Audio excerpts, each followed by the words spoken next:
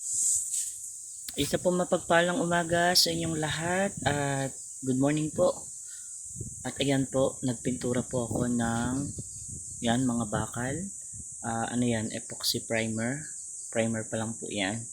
So, ayan po. Ang oras po natin ngayon ay 7 AM. Ayan, maganda po magpintura ng ganyang kaaga para po hindi masyadong mainit ang araw. Kasi po mamaya pong 9:30 meron po kaming feeding para po sa mga bata.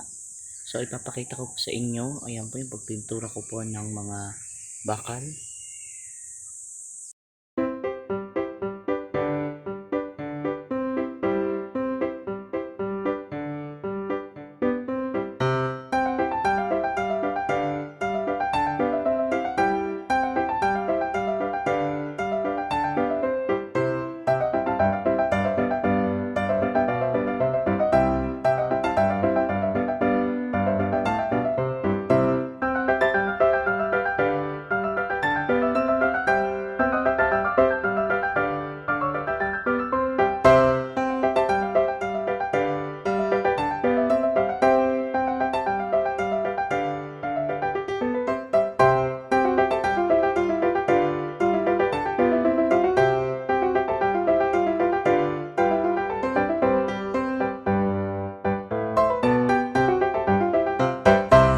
So guys, thank you for watching my video and supporting my video.